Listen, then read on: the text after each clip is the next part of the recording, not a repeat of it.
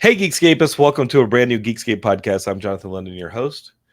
If this is your first Geekscape, well, I like to talk pop culture, movies, video games, comic books, TV. Had a conversation with my producer earlier today, like 10 minutes before the show, about what we're about to do. We're going to talk about the Blue Beetle movie from Warner Brothers. That being said, we're in the middle of a strike. Hi, I'm a writer-director in the middle of a strike against major studios, and I'm about to talk about a major studio movie. I did this in 2007 during the strike. I did this a few weeks ago. We've talked about all sorts of studio stuff recently during the strike, but I want to remind you that the strike's still going on. People like Ian Kerner, who's going to join me here, his wife Stephanie, she's a striking writer, and maybe if you hear what we're talking about, wait until after the strike to watch it. Does that work, Ian? I can see you if you want to nod your head. Does that work, Ian? Can I say, like, hey guys, we're gonna tell you what we think of this. Don't go see it. Wait until the strike is over, then go see it. Does that work? Can I do that? I don't know. It's a conversation that I had, so Geekscape is just know I'm conscious of it, and I'm looking to be back on the strike lines tomorrow, and I'll have a little picket in my hand. But today, my buddy Ian and I, we're going to be talking about this Blue Beetle movie based on the comic book. Maybe we'll just talk about the comic book and tell you that there might be a movie out about it. But we're definitely going to talk about the comic book a lot because, as you heard in the last episode, if you're subscribing to the Geekscape on the audio, I'm big time into comics right now. And that X-Men Fall of X stuff, it's got me amped. You know, Ian, who's going to be on the show here to talk comic book movies with me, he was the man who said, "Hey, Jonathan, you're not going to want to skip this X-Men, gala episode issue. It's not just some swimsuit issue tie-in thing. It's an important book." And I picked it up and I read it, and man, my jaw dropped with every page turn as that book reset the X-Men universe. Really big into comics, and you know what? Because I'm big into comics, I went to see a movie. I don't know how to talk about it. I honestly don't. Geekscape, you're watching me struggle a little bit. Went to see this movie based on one of my favorite characters, Blue Beetle, and we're going to tell you what we think here in a bit. But yeah, subscribe to Geekscape. We got some speaking of people who are having a tough time during a strike, my buddy Adam Siegel's on the show next week to talk about this Nandor four-door movie he has with Simon Pegg. And Simon can't come on the show. Adam can come on the show. He's a director. But when I got to Comic-Con, his producer Claire,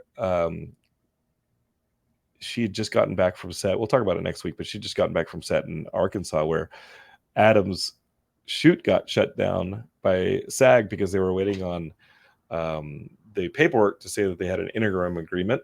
And Claire had just come back from Arkansas in that situation, trying to make sure that this indie movie didn't get shut down. It's pretty stressful. So maybe he'll tell that story about making this next movie as he talks about this past movie, Nandor Four-Door, which is coming out here in about like a week and a half. And it's got Simon Pegg in it, former Geekscape friend. It's got Ruthie O'Connell, friend, and a few other people on it. So Adam's my guest next week. But right now, we're going to talk a little bit of Blue Beetle. It's so ambiguous. But we'll be right back for it. And here we go. Strap yourselves in for some Geekscape. You're in the right spot.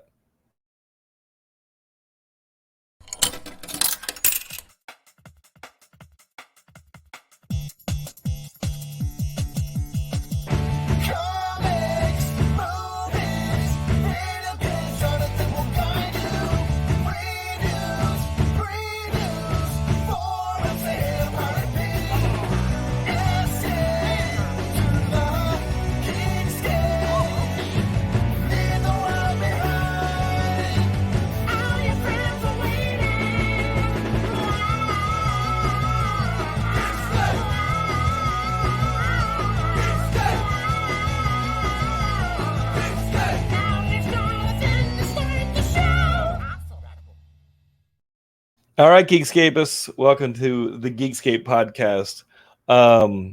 Yeah, We're gonna be talking some Blue Beetle. So if you haven't watched the Blue Beetle movie, wait until after the strike is over to go see it. We are going to be talking about it. Do not go see this movie. Wait until after the strike to see this movie.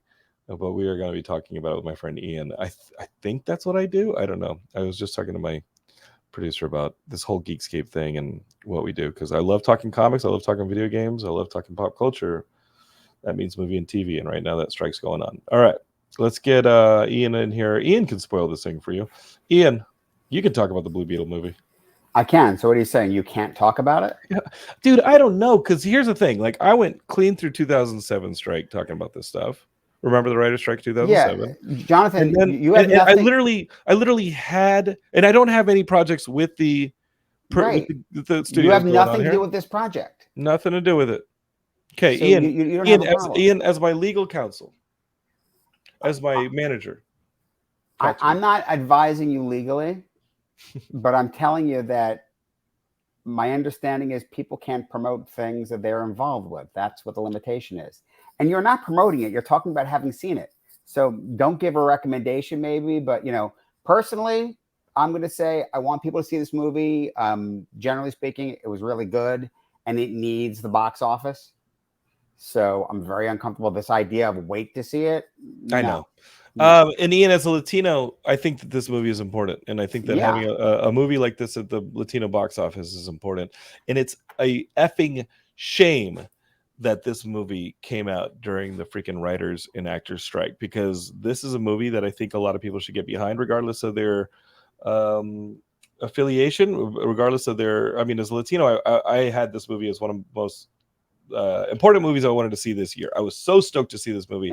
And I agree with you on this movie. This is a movie that I described it to a friend of mine today, and I said it's just a blast. And this is a movie that I wish had changed places with The Flash and gotten the promotion The Flash had gotten, because I feel like coming off of the Shazam sequel, then getting a movie like Blue Beetle, which I think is 100% quality, and then going into Flash, I think Warner Brothers would have done a little better with the goodwill that the Blue Beetle would have gotten from a more successful box office, because this is a movie that I'm going to be in love with for several years to come. And I hope it gets sequels, and I hope that it has a place in the future DC Entertainment Universe under James Gunn and Peter Safran, because not that you should support them right now, but the Blue Beetle movie, I think, is a success on every level. The effects, the story, the writing, the directing, the action, the relevance, that's not a word, but the you know what I'm trying to say, like just the love letter that it is to the Blue Beetle property. It is, and I'll tell you, I don't think I told you this. I went to a screening, and the director spoke afterwards, and great guy, real, as is pretty evident from the movie. Loves the character, gets the greater DC, universe of it. What few Easter eggs are in there are because, he wanted to do a lot more. They didn't let him. There's a couple people aren't even aware. There's some things there are actually Easter eggs that aren't, that aren't necessarily obvious. Like he purposely stuck Oreos in there a few times as just a little nod to Martian Manhunter. Mm-hmm. That's cool. And I'll tell you what, Ian, I kind of love that there weren't more Easter eggs in this movie that would have tied it or buoyed it to the current DC Entertainment Universe. Like I kind of like that this is smart. In Geekscape, it's like whatever you think of the DC movies prior to this, or whatever you anticipate the DC movies being after this, this is a movie that really feels like it's on its own and is kind of cool in that way, that this is a Blue Beetle movie. You don't need to know a lot about the DC Entertainment Universe going in. You don't need to know about the comics. You don't need to know any of this. This is just a fun, classic superhero film. And I love the character. And I love that it, again, is a love letter to the history of that character in the different, the two prior iterations of the Blue Beetle, Ted Kord and Dan Garrett. My jaw dropped at how much Ted Kord stuff is in this movie. Actually, I was very happy, and it's right away in the credits. They instantly in the opening credits, you see that Dan Garrett and Ted Kord are completely referenced, which I didn't know if Dan Garrett would be. I thought that was very cool. And I mean, and Ian, I'm going to ask you to give history to who those characters are for people who are listening to this and they know squat about Blue Beetle, but Geekscape is this is the third Blue Beetle. This is Jaime Reyes, who's the third Blue Beetle in history. Arguably, there's 2 Dan Garretts, but this is definitely the third Blue Beetle. Right. And here's the thing: is to understand a little bit of the history. DC is known for having bought up a lot of comic companies that existed before. So one of those companies was Charlton Comics. Semi-famously, the Watchmen was actually originally meant to be the Charlton characters, and DC at the time said, like Elmer was literally writing the Charlton characters as Watchmen, and then instead he just did analogs of them because DC got a little skittish about it. Because it's a good thing he did, because one of them is Peacemaker, right? Like we've seen Peacemaker, we've seen Captain Atom, we've seen those characters in various versions. Well, they went in different ways and different things, and I mean, it ends up being its own thing, and in many ways, probably much better than it ever would have been if it was too much tied to that continuity, right? But yeah. So in fact, Night Owl and Watchmen is based on that version of Blue Beetle, on the Ted Kord version.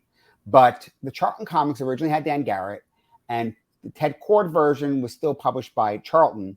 And DC basically in the first Crisis on Infinite Earths, when they merged things, they brought the Ted Kord Blue Beetle character over with the Dan Garrett history still being intact. And that history is what, Ian? Like, because it leads to the conversation about the Scarab and the powers.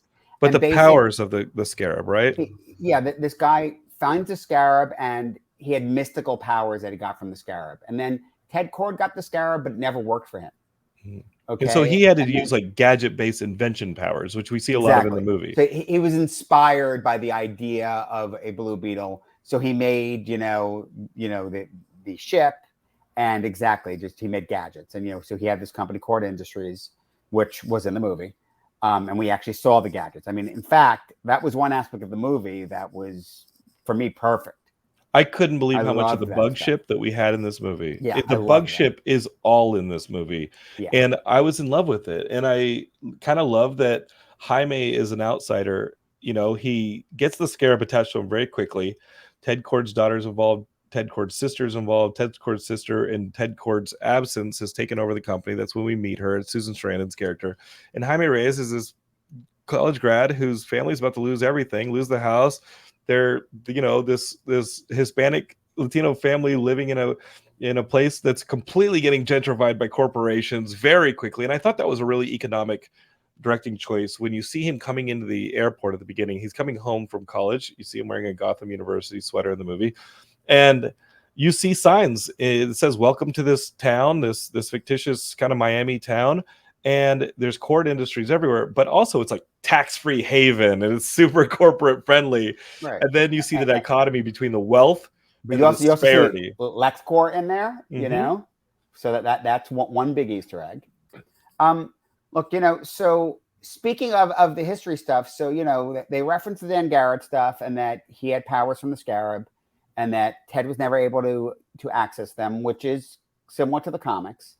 In the comics, the Scarab ends up going to the Rock of Eternity, and the Wizard there, and then the Wizard one of the many times. Shazam, Black Adam stuff.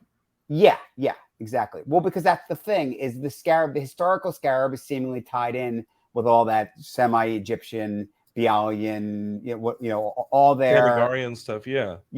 So, but then it gets knocked back to Earth and ends up in El Paso, because originally it's El Paso. Later they came up with Palmyra City, which they ended up going with here. But originally it's El Paso, and it jumps on Jaime. You come to find out that it isn't mystical, it's alien. Which, by the way, is an interesting thing that they also did with Hawkman. Like, mystical Hawkman, alien Hawkman. It's something DC's played with a bit. Are we going to talk about Black Adam? Because I thought we were never going to talk about that movie again. Well, we don't need to. It's just that right. if they had wanted to, they could have done that connection, and it's better for not. They don't need to. I happen to love the version. I love the Jaime version of Blue Beetle. Excuse me. And I think this movie does a really good job with it. They do a couple of things that are different that were interesting. What were the differences, Ian? So, well, first of all, no daughter. I'll get to her in a second. I do have some points to make about her. Yeah. But the bigger one I want to make is about the sister. Not in the comics. I know sister. And to me, when I first heard about that character, and even having watched it, I felt like they did a lift of a different DC superheroes nemesis character in that character, which is Veronica Cale, who's Wonder Woman's nemesis. I felt that character very much felt like Veronica Cale. The Susan Sarandon character, Ted Kord's sister. You see that? Who's taken over the company, and now she's going to use it for nefarious means. And I got to tell you what I really got pumped at as well, and it shows the replacement of another Blue Beetle involved character from the comics, who I felt the absence of, Maxwell Lord, who we saw in Wonder Woman 1984. Maxwell Lord in the OMAC project, we got Brother Eye in Wonder Woman 1984, but having OMACs all up in this movie, I did not know that the OMACs were in this movie. And the plot line in Geekscape is we didn't see the movie, and we'll wait until after the strike to do so. I'm kidding. The plot line is that Ted Kord's sister has taken over the company because Ted Kord's disappeared. There's mysteries as to what happened to him. Sit through the credits, and Ted Kord's sister wants to find this scarab because it has an alien power that she can use to power a group of super soldier, like robotic super soldiers, called OMACs, which is a like suit type thing that goes into your spine, and it helps you have superpowers like being able to punch through walls, being able to jump, almost like a Tony Stark Iron Man suit. But it needs the scarab to really get to another level of dominance, and she wants the scarab to be unlocked. When the daughter of Ted Kord finds out about this, she tries to smuggle the scarab out of the Ted Kord business. She gives it to Jaime, who's in there for a job interview and this and that, to meet up with her. And he gets it stuck to himself. And I thought that was hilarious. You get the superhero sequence you see in a lot of movies of like, whoa, whoa, whoa, how does this work? Slow down. And I thought that was fun. But here's the thing about this movie. But now she needs it back. The bad guy needs it back to still make her super suit, even if it means killing Jaime to get the scarab back. Yeah, she doesn't care. She doesn't care. The thing about this movie that I think is really novel, I mean, everyone knows the family's a big part of it, but more than being a big part of it, they're in on it from the get-go. They know he's a superhero. They watch him become the superhero. Yeah, they watch it happen, and I mean, and that's just so, it's just such a different take. I mean, I know my wife, when she saw the trailer, was like, "Oh, I've seen this before." I was like, "You haven't." It's not the same thing. It's not Miss Marvel, for example, which we saw a year or so ago, year plus ago, and she's keeping a secret from the family. There people said to me, "Oh, it feels like Spider-Man crossed with Iron Man." Well, yes and no, but it's not. I mean, it's Spider-Man and Ms. Marvel since it's a teenager, and that's it. I mean, besides the fact that he's Latino and the family's so completely involved and all that, it doesn't have that angst. I mean, there's some angst because he has money problems, but it's very, very different in a really, really great way. I love the family. I love the father character. The father character in that relationship kind of reminded me, obviously, of the Black Panther stuff that we've seen before. And Geekscape is, I think that's the emotional heart, is Jaime's relationship with his father. And then I got to give props to George Lopez and the rest of the cast that makes up that family, because they were hilarious. They're absolutely hilarious. Great. They're not just there for commentary. They go through their own arcs as well. Sister's great. I really loved this thing. I thought this movie was so much fun. And for people who are feeling, just complete fatigue to the whole superhero thing, this felt like a fresh film. This felt like a lot of fun. This felt like a movie that you could take your niece or nephew to, or you could go to yourself and just have fun. This felt like a movie that didn't have the baggage of being attached to a major cinematic universe. It was on its own thing, and that's why this is a movie that I thought was easy to root for. Absolutely. And yet, I mean, I'm hopeful that, I think it comes back in some iteration. I don't know that we get another Blue Beetle movie, but I hope, from what I hear, the character's going to, stick around and into the James Gunn, Peter Safran era. You might see Jaime somewhere. This movie is a success. It may not be a success at the box office, but this movie is a success. Let's talk a little bit about the amount of Ted Kord we got in this movie, because once they get to the Ted Kord stuff and the daughter smuggles Jaime away and says, "Hey, we gotta find out what the suit is doing to you. My aunt is out. She's looking for this thing. We got to keep it from her because she's going to build super soldiers with it, and that's not what my father wanted with the legacy of his company." Once they get to like the Ted Kord Beetle Cave, like the Bat Cave underneath Ted Kord's mansion, which was awesome. You immediately see Dan Garrett's outfit. Yeah, and Ted's. Yes. Yeah. What's the third outfit with the pillow, Ian? So that's the thing I wanted to talk about. They set up something in this movie, and I really wanted to. And I know we were supposed to have other people on also. I really wanted to discuss this as a group. Well, But Justin's running down to the local Radio Shack. He'd promised his friend Kevin he was going to be on this episode, but then when Justin tried to log in, I could hear our audio back through his speakers and then back in, and he's, I guess, using another Commodore 64 or something. So when he gets back from Radio Shack, he can maybe log in or something. So here's the thing: is they had it set up in this movie that his daughter was basically going to be the sidekick. He had made a gauntlet for her and all that, and a little costume for her. And then he disappeared. And so my question that I wanted to pose is, does that feel just so ridiculously derivative because you have, obviously Batman and Robin, and you have Speedy and Wonder Girl, and here's a fully made up character that Blue Beetle is going to have one also? Or does it feel like it fits perfectly because that's what the DC heroes did? I didn't think about that because when you start to see the Ted Cord, when it's like, okay, let's go. In the movie Geekscape, is Jaime ends up getting kidnapped by Ted Cord's sister, and they're going to try and kill him to detach the Scarab so that they can put it in the Omax. But first, they're going to download everything from the Omax, for the Scarab to put in the Omax. It's a painful process. The family's got to band together with Ted Cord's daughter to get in the bug ship and go rescue Jaime. I think this whole sequence is so much fun, but because the Ted Cord stuff, like the gauntlets, the Gatling gun you see Grandma use, the ship that you see George pilot, all this stuff, because the family is all hands on with all the Ted Cord stuff, it didn't feel like there was a distinct sidekick that was ever on the way. There's a moment where Ted Cord's sister looks at that third empty costume slot with some weird pillow attached to the stomach, and she has this longing look, but it felt like that was some kind of, that wasn't clarified, and I don't think the mid-credit scene of Ted Cord trapped in some kind of computer cyberverse, I don't think that either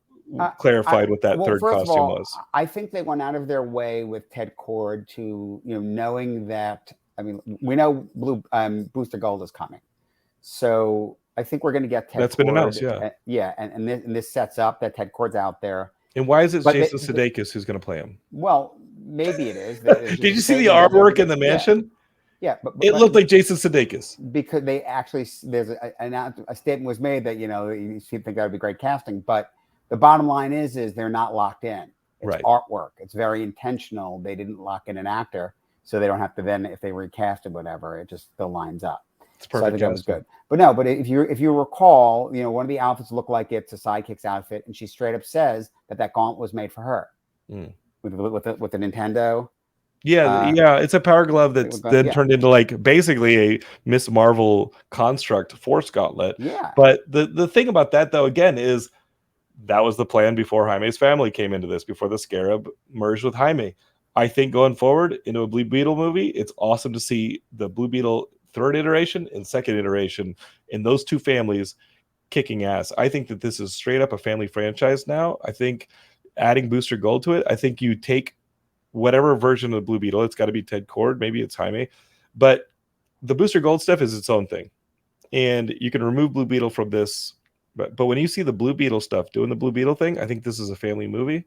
I think it's families doing positive problem solving stuff together.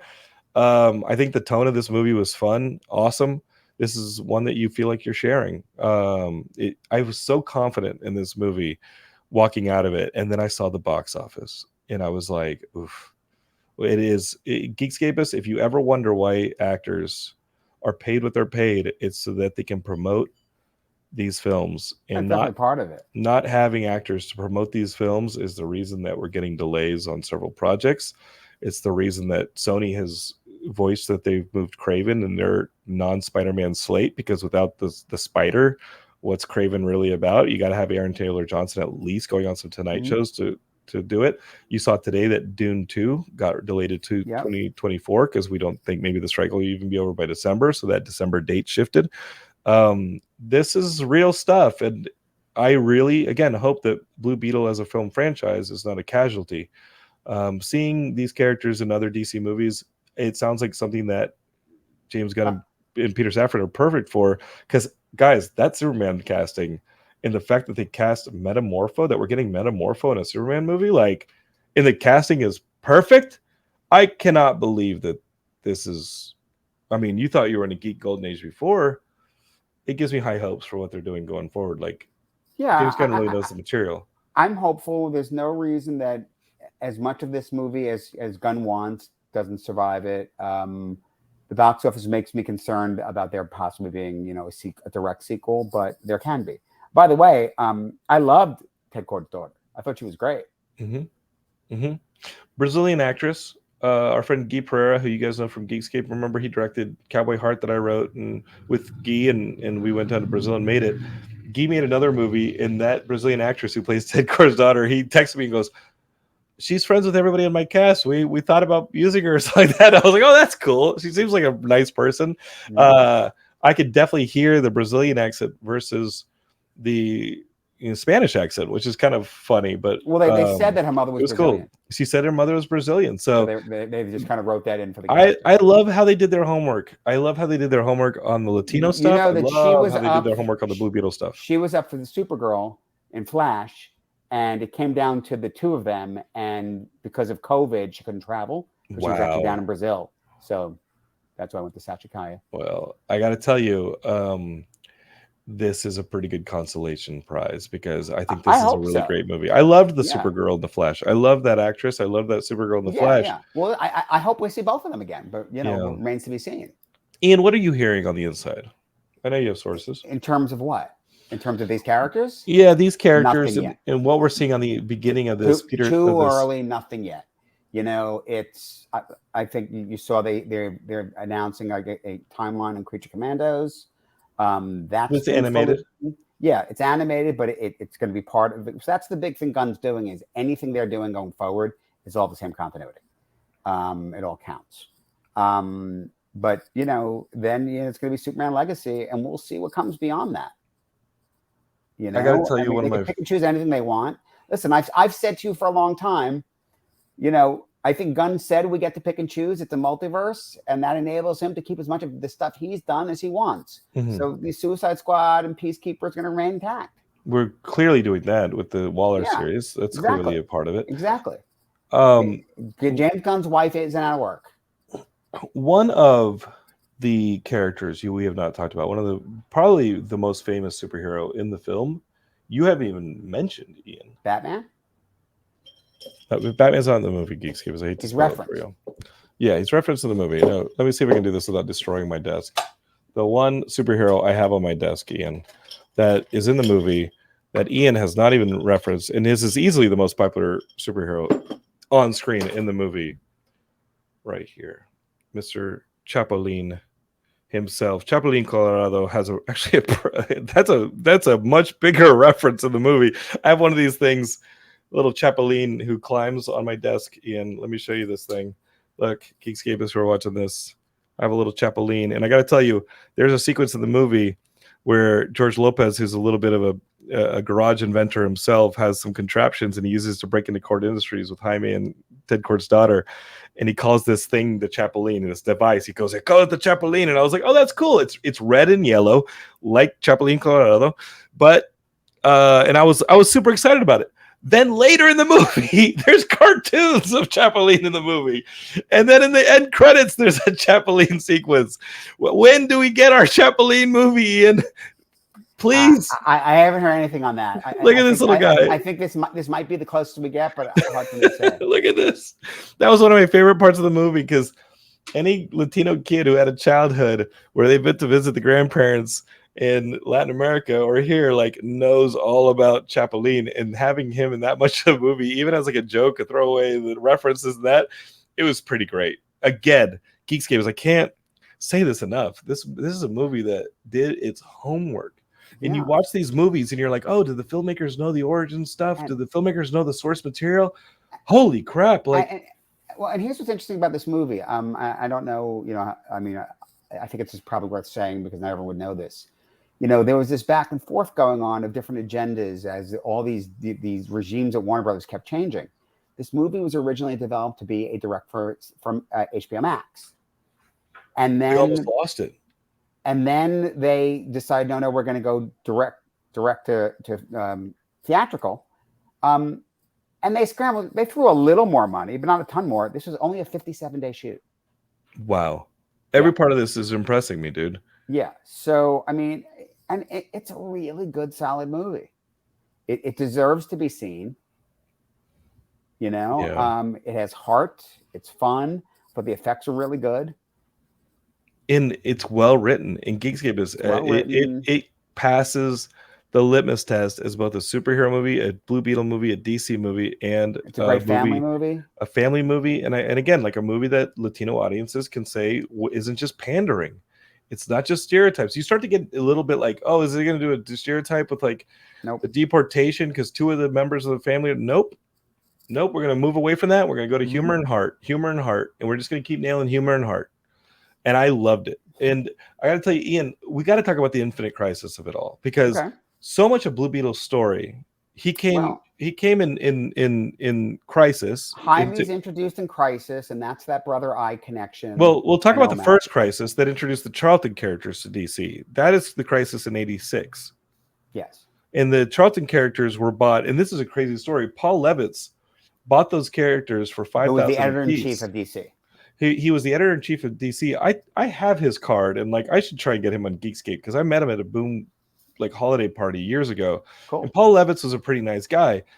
And the story is that Dick Giordano, who used to work for Charlton in its onset, and you got to talk about who helped create Ted Kord, no less than the co-creator of Spider-Man, right? Like, this is amazing. And as I'm reading research about these characters and being like, okay, talk to me about the Ted Kord, talk to me about the Dan Garrett.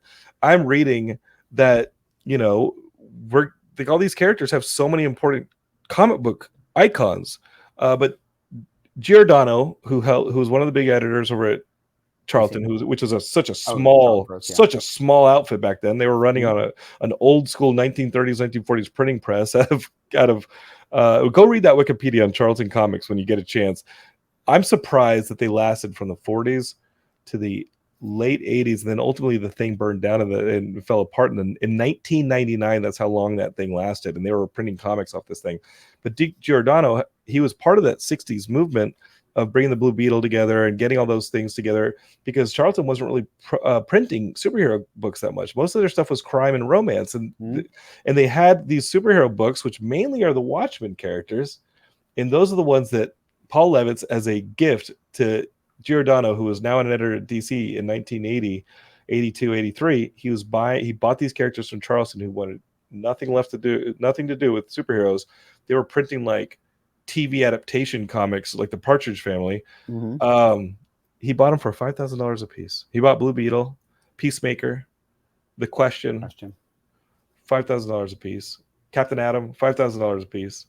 And now they're DC characters, but they weren't introduced for several years. They were introduced in the original Crisis, on Infinite Earths. They gave them their own Earth, and then they brought them in. And then, so what happened in Infinite Crisis? I own those issues. So, I mean, in terms of Blue Beetle, it's, you know, Jaime gets the Scarab because, you know, the Rock of Eternity is like destroyed, and that's where it was with the Wizard, and so it lands, and Booster comes looking for it, Booster Gold. So Booster brings him the Batman. He helps in the fight against Brother Eye. But also Maxwell Lord kills Ted Kord. That happens in the countdown. On the lead up, the countdown to Crisis. Yes. And talk to me about that, because by the time Jaime shows up, there's no Ted Kord in the DC universe. He'd been killed by Maxwell Lord. Yes. And Maxwell Lord, again, I feel Maxwell Lord's presence in this movie. Yeah. Because the OMAC-ness of all of it. Now, since the rebirth and everything, you have a different version, and you actually have Jaime working at Kord Industries and Ted around. But that's more recently. Okay. So but originally no. So yeah. So there's no Dan Garrett. No.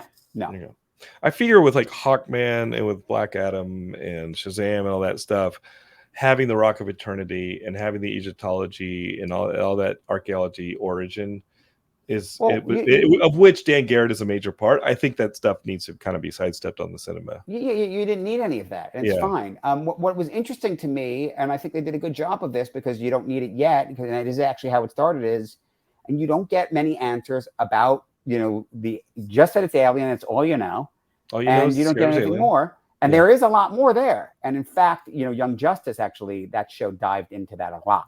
Explain it to me, because maybe we see it on the big screen. There's an alien race called the Reach, and they send these scarabs out, and it's a colonizing thing. And they take over, and then the scarab takes over the mind of the host, and they act for the Reach, and they subjugate planets.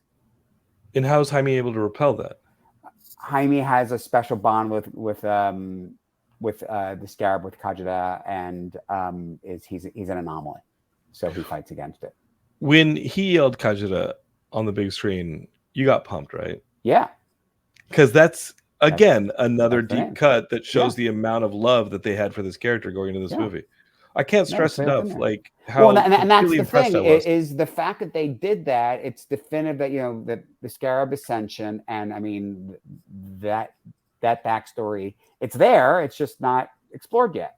It's to come out, and ultimately the idea of the Reach, both in the comics and even on Young Justice, which I thought did a really good job with that stuff, is that it's he's now this giant weapon of mass destruction and potentially of subjugation, and that leads to there's other scarabs will come, and so other beetles that he has to fight and maybe liberate depending what storyline they do. Did that come before or after Invincible? Because it's a very Invincible story. Oh, sorry. That's all right. We heard it. I heard a little crunchy, and we'll see if I can cut that out. I see why you say it's Invincible. Because it's very similar to what was going on in Invincible, right? Similar. Okay. Young Justice, I would say, did that after Invincible, and I would say Blue Beetle probably also after Invincible first did that, but it's only a little bit like that. I mean, it's like, so for listeners that don't know, so in Invincible, the idea is Invincible's father, Omni-Man, who's a Superman analog, who, when Invincible starts both in the comics and on the show, is basically Superman, and he has a regular family, and he's had a kid, and the kid's been waiting to get his powers, and he finally gets them. And the twist that you find out, and in the comic, I think it takes about 7-8 issues or so.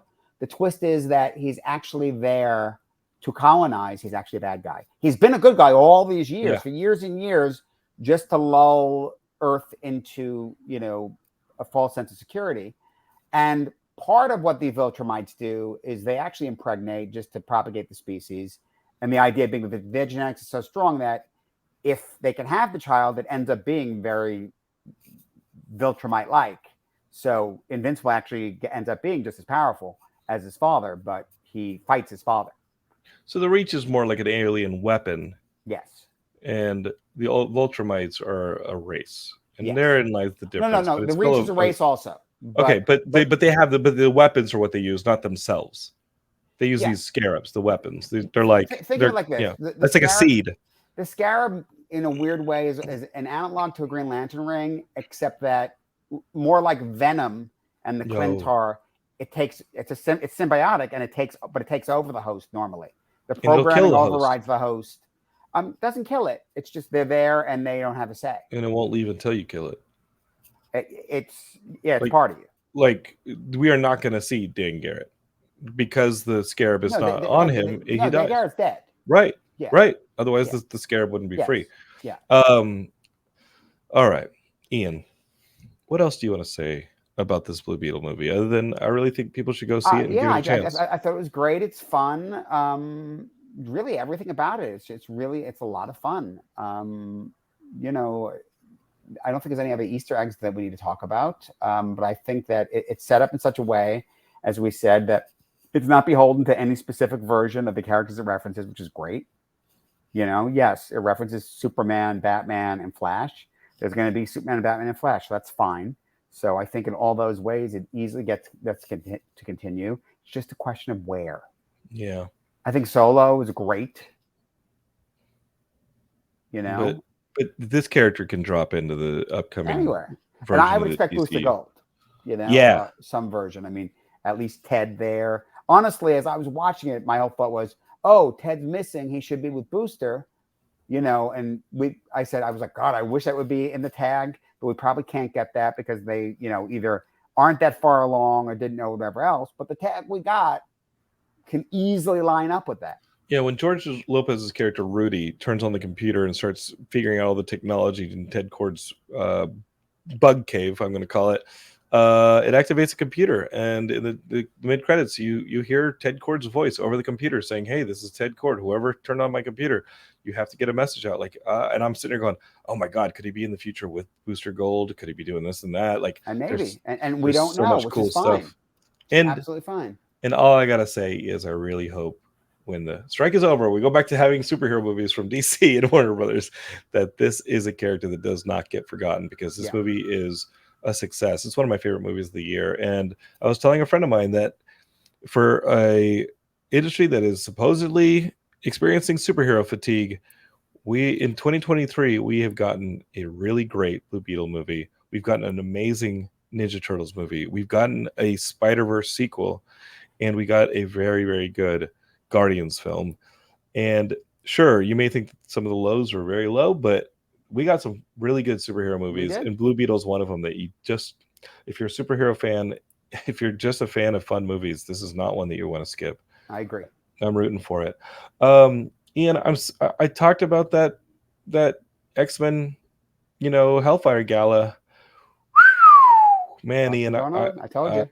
Guys, I'm somebody who was getting, I talked about it last week, Geekscape is on the audio only. So if you're watching this live on video, go and subscribe to the audio version, because I'm talking a little bit before each episode in an exclusive audio little portion before we get into the interviews, talking about specific things. Like Heidi and I talked about the Barbie movie last week. The past episode this week, I talked about the X-Men Hellfire Gala and Fall of X, and how pumped I am about that stuff. I was getting tired of the X-Men books just because they were spread out thin, and as I told you, the big events weren't happening in the core X-Men books. I felt like I was being manipulated into buying tie-ins and anniversaries and ancillary miniseries, and here we go. We're collapsing the X-Men books back into a revamp, and they're doing it in the most violent and engaging way. It's cool. They've done some interesting things so far, and I'll say this is it's early days, but they've folded it back into,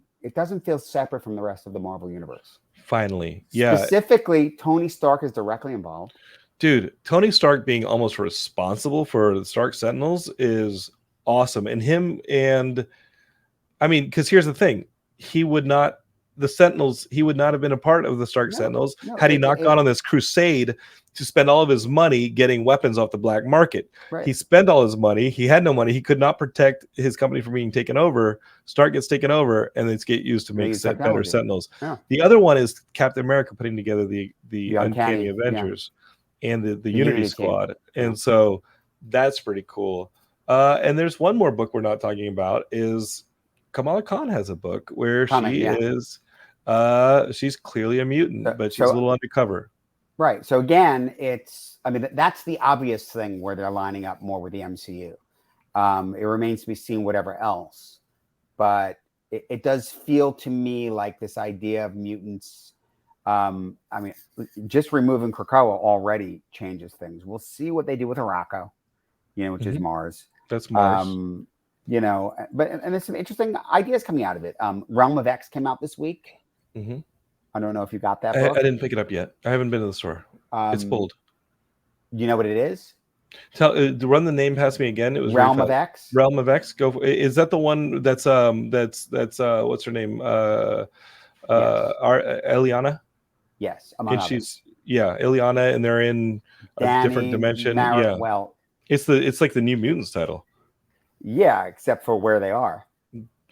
They're not in Limbo, though, are they? Nope. Because Limbo's on Earth. I was just reading the Spider-Man stuff, and Limbo has its own tower in Manhattan. Vanaheim. Oh, that's cool. Okay. So that's tying into all the Thor stuff and the Thor revamp, because Thor's getting a revamp. Yeah. I kind of like this. I'm kind of digging what Marvel is doing right now. They're forcing me to spend more money on comics. That's kind of cool. Yeah, as I said, they've pushed it back into tying in with the rest of the MCU. Mm-hmm. I should say the Marvel Comics, right? But 616. The MCU's taken a lead from the publishing. talk to me though, because maybe you disagree with me, but when friends come out to me and they say, "Hey man, this Krakoa stuff has been so good. This is how they got to do in the MCU," but ultimately, to me, in my heart, I think the best, most engaging version of the X-Men. They do anything like that. Geekscape is the X-Men protect those who fear them and persecute them. You have to have them as a minority. You can't do the Krakoa stuff on the right now on the big screen. They got to start out as minorities. Does it mean it's going to be a retread of some of the stuff we've seen? Yeah, you're going to get a new Magneto retread. You're going to get a Wolverine retread, but it's going to be great. Let's talk about this for a second, because this is a good place for this. Yeah. The idea of doing Krakoa in the MCU, you already have Atlantis. You already have Wakanda. So what? We're going to do Krakoa now. The mutants are just live in their own nation, and it's done already. If you're going to do Krakoa, and Kevin Feige's watching this. If you're going to do Krakoa, let's do it as a monster island. Let's do it as a location that's treacherous. Let's do it as a location, and let's do giant size one. You can also that's what I said last week. I said let's talk giant size one when the X-Men had to get rescued from Krakoa with a brand new team, and then you know what? If you're going to do Krakoa, I want to see the Savage Land. The island that walks like a man. I want to see Genosha, and I also want to see Asteroid M. Let's do real X-Men. Let's do Asteroid M. Here's the thing, the problem that the movies have, and of course, you read comics long enough, and certain concepts will have some analogs here and there. But when you've done something even remotely similar to something already in a movie, it feels like it's an also-ran, and that's really dangerous. Mm-hmm. It's hard. I mean, here we are, and how many movies are we at now? And it's going for, what are we on? 15 years? Yeah. It's hard for it to feel fresh. I think that's a big problem it's going through right now. People talk about superhero fatigue. I mean, I guess it's a way of looking at it, but I keep saying, in terms of the Marvel movies, the good movies do well. Mm-hmm. Guardians did well. They do well. DC's in a different place, okay? Because I'm sorry, people point to superhero fatigue with something like Blue Beetle or superhero fatigue about Flash. You know what? DC destroyed the freaking brand. They did it years ago. Honestly, all the way back to Zack Snyder, they didn't build it. They didn't earn it. They said, Marvel's done it. People know that we're DC, so we're just going to throw ours out. We all said that at the time. Justice League was too quick. Mm-hmm. Had they followed Man of Steel going to BVS, if they just done a straight Batman movie, first, an Affleck Batman movie, and didn't maybe, do a Flash movie, or certainly Wonder Woman then, great. And personally, I think beyond the big three, maybe, seeding the other characters in those other movies and then giving them their own movie, sure. Right away into Justice League, too fast. They should have followed Marvel's playbook, but, they wanted their Avengers immediately, because Avengers, listen, but people forget, first Thor didn't make that much money. It did well. Same with Captain America. The first Cap, didn't make that much money. Then Avengers was huge. But those were being distributed by Paramount, and that was part of the whole. That was still being paid for by the fund. Marvel went out and got that fund. It wasn't Disney yet. But my point is, and then even after Avengers, like the first Guardians did well. Doctor Strange did well, but they didn't make $1 billion, and they didn't need to. Mm-hmm. So it's been rushed. Gunn understands that, and I think he's going to build it correctly. So when you ask questions about what's next, I think he's got some great pieces to keep in the tapestry. So, but honestly, it is frustrating because we're looking at stuff that already exists, and we're wondering when we see it again. And this is where it gets frustrating. It might be quite a while, and that is problematic. Even the Marvel stuff. I mean, they set stuff up and then they leave it. I mean, Shang-Chi came out how long ago now? And then we actually get a tag at the end of Shang-Chi. With Wong, Captain Marvel, and then nothing, I mean, they set up the stuff with the sister at the end and nothing. I'm waiting to see this stuff and I'm not seeing it. And that's a problem. Mm-hmm. They have so many freaking projects going, and yet they have so many dangling threads. Yeah. I mean, that's a problem. And we're going to see Captain Marvel again. We've seen Bruce again. Sure. And none of the Shang-Chi tie-in that was in those sequences. So, and we're going to get it, but and it was announced that the Shang-Chi sequel is still going to happen, and it's going to happen after the Avengers Kang movies. Now, because the director's involved in that first one, I feel pretty confident, if not just because of the director, but yes, that director, Shang's going to be in that. Yeah, but it's still by the time that comes out, it's going to be what 5-6 years since we saw Shang-Chi. Yeah, he could still. I mean, he could still show up in the Marvels. He could, but I'm saying, like, I know. and maybe, but, you know, it's to me that's majorly problematic. I told you, I think that they do get some of this. I think that both Captain America: New World Order and Thunderbolts are going to directly be building towards those Avengers movies. Specifically, I mean, they are doing some things politically, and that's the thing. We saw some politics, you know, in particular in Falcon and Winter Soldier, you know. But what's going on? There isn't an Avengers. I think what we're going to see directly set up in that Captain America movie, leading into Thunderbolts, is going to be, oh, there's no Avengers. We need a team, but that team's not going to be right. And I think it's probably going to be Falcon, Cap, you know, Sam Wilson going, no, we need the real Avengers. Yeah. You know, so, you know, I for one, I wish we were seeing those tags, you know, and we haven't been, you know. I mean, listen, they make a statement at the end of Guardians 3. Guardians 3 was great because it was a good movie, and we have a new Guardians team. Yeah, but and we'll probably see those in that Avengers movie. Sure. Maybe, you know, maybe not. But what it said at the end is that Star-Lord will return. Well, he's on Earth. Yeah. Does that he's ready for some Avengers action. Yeah. Where? I don't know. Is it Thunderbolts? Is it Avengers? I don't know. In the Eternals? When are we going to see them again? I don't know. And that's the thing. Is there going to be an Eternals 2? Does anyone want it? I don't know. Are we going to see the plot lines carried forward? Yeah. I hope we do. I actually sincerely hope we do. Look, by the way, one of my biggest complaints for years and years was that leader setup in Incredible Hulk, and we're finally going to get it in Captain America. Well, that was a Universal production versus it was counts in the MCU. I know it does. Yeah. So we're finally getting it. Just you know what, Ian? I think the problem here is your patience. I don't think that's the problem. you have a lot of patience. You don't have a lot of patience, and these things are multi-billion-dollar productions that take a while. Ian, 15 years. You're staying healthy. I am. You gotta stay healthier. I'm because you're gonna have to live till 90 to see all this. Okay, pal? Seriously. I hear you. Let's take it back to the topic. We want to see Jaime Reyes again and the rest of his family, and we want to see Ted Carter come along for that action. Yes. More Blue Beetle. Ian, thanks for joining me on this. I think we're going to come back for some Loki here in a bit. Yeah. Because we're not coming back for Craven because that got pushed. Yeah. Love you, man. Say hi to Steph. I will. Say hi to Justin, who wasn't able to make it. Heidi.